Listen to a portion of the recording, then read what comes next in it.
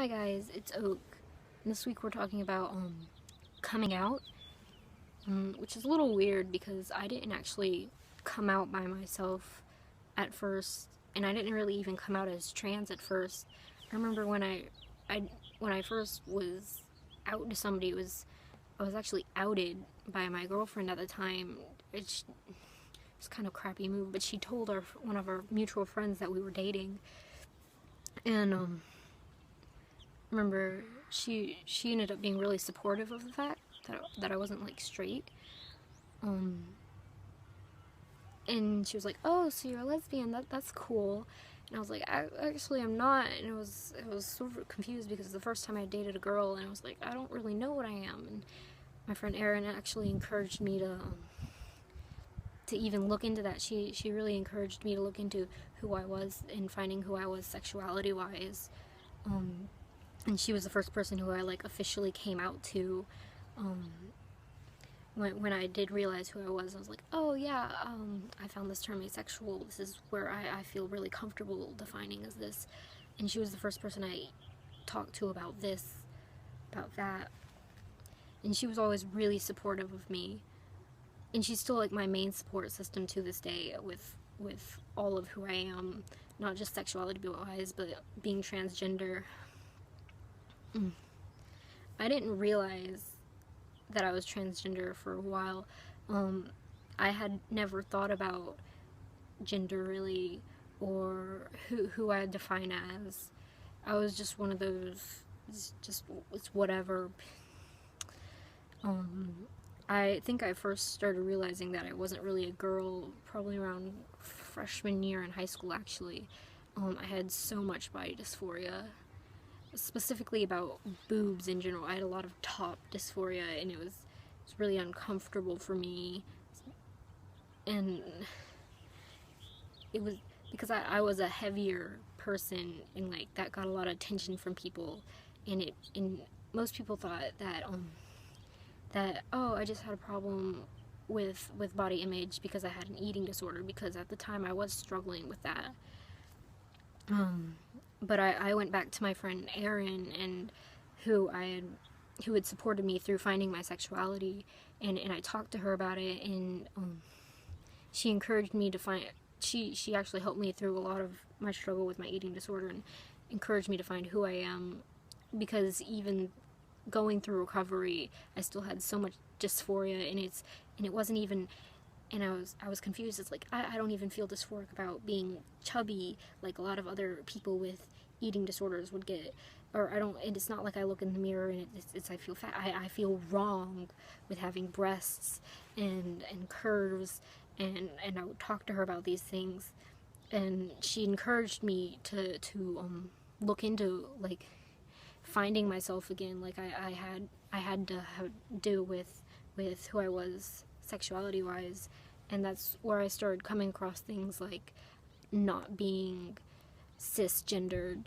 And I originally did come out to her when I first came out as trans. I came out as non-binary, and I told her I don't really feel like a girl, but I don't really feel like a boy, and I don't want to be using female pronouns, and this is how I want to be referred to. And she's actually the most supportive person I have, my friend Erin. She's the one who does the best really with calling me my preferred name and pronouns, and I've had a lot of really supportive friends with that. Coming out to parents, which is like the scariest thing for most people, is telling your parents, who most of us have to we live with, and we have to go through growing up under their house, and it's hard either hiding who you are, or living with the disapproval if you do come out, because a lot of times parents don't approve, and that really hurts. When I came out to my mom first, I came out to my mom singularly first because I live with my dad, and it didn't seem as scary to tell her, because it's like not like she's gonna kick me out because I don't live there. I had been nervous, and I was like, hey, I want to talk to you about this thing, and I don't really feel like a girl, and I don't want to be referred to as a girl. And we had sort of just sat there in silence before I said anything for a while, just sitting in my room on my bed together. And then after I spoke, she was like, oh, thank God, I thought you were going to say you like robbed a bank or something. was like, no, I'm just not a girl. And she's like, oh, it's whatever, I still love you. So my mom was pretty supportive of that at first. Like, she doesn't really call me a boy or a girl anymore. She still uses my birth name and my incorrect pronouns. I think that's really hard on parents to just switch name and pronouns, because they're like, I named you, and I especially moms that they carried you, and they're like, but I changed your diapers. I know what you got down there. You're not just another gender. And it's like, well, it's explaining, well, gender and biological sex aren't the same thing, Mom. So I remember when I came out to my mom, she acts really supportive, but she doesn't use my correct name or pronouns, which is pretty painful. I guess most of you understand that it really fucking sucks when people don't use your correct name or pronouns. It's like, hey, please refer to me correctly, because, like, how am I supposed to know you talking to me if you're not using my right name and pronouns? What? I remember it was probably the hardest coming out to my dad. I had talked to my mom, and I'd talked to her for a while. I was like, Mom, I wanna see a gender therapist, like, because I really wanted to see someone who specialized in that to help me talk with my parents more. And at the time, I really wanted to start on, like, testosterone. And my mom was like, well, you live with your dad, so you have to talk to him about, you have to come out to your dad if you want me to look into this, because I can't just say, hey, I'm taking this child to an appointment, but not gonna tell my dad about it when I live with my dad. So it was pretty understandable. My mom wanted me to come out to my dad before we looked into finding a gender therapist. And so I remember I was so nervous about this, and it still makes me a little uncomfortable thinking about it. I remember me and my dad were downstairs, and we were, like, laying in the living room in the dark, like, watching TV, because we're just chilling. And I was like, hey, Dad, I want to say some stuffs. and then I try and get it out to him, like, I'm not really a girl.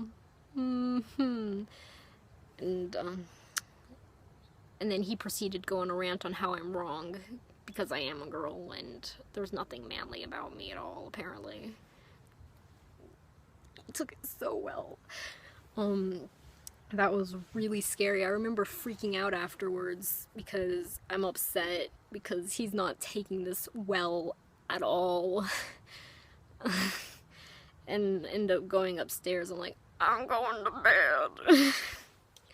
Then he calls me down later, and I'm thinking, oh god, he's talked to my stepmom, and she's gone on some rant about how I'm Satan again, and it's 'cause she doesn't like me, and they're gonna kick me out. And I was freaking out, because they called me downstairs after I, like, put this, and they didn't tell me why, after I just dropped this big emotional bomb, and apparently, like, they found a stray cat, and then I got a stray cat for coming out. So that was terrifying.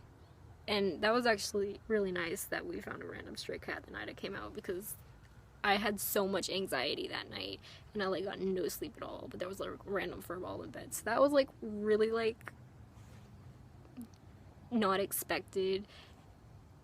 And neither of my parents really, my dad really does not, despite taking it so bad when I first came out, he actually tries really hard to be somewhat supportive, even if he doesn't see me as masculine, and he doesn't use my correct pronouns most of the time, or my name. He does not call me his daughter anymore, which is really great. He actually just calls me his child. He used to call me his daughter all the time, but he stopped doing that, and he just refers to me as his child nowadays, which makes me really, really happy, because even though it's not all the way, it's a step. And I think coming out really is about steps. You have to take time, and it's a slow process, really. And you have to keep discovering who you are, and you have to be open and communicate with people about what you're feeling, even if it's really scary sometimes, especially with that was a thing. Especially with your parents telling them how you feel. Because even if it takes them a really long time to get used to calling you by your preferred name or your preferred pronouns, I think parents, they want to support you even if it's really weird for them. I think they really do want to support you, and they may need to take baby steps, so it may hurt sometimes just that they're not jumping straight into it. It's not like you're some Pokemon master and you like, oh, Pokemon like evolved up and master instantly starts calling you your next name.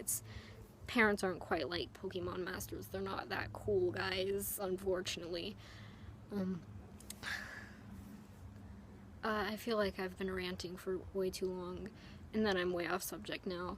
I think that was most of how I came out, really, and how I was finding myself as very, very different and not straight and cis. Yeah.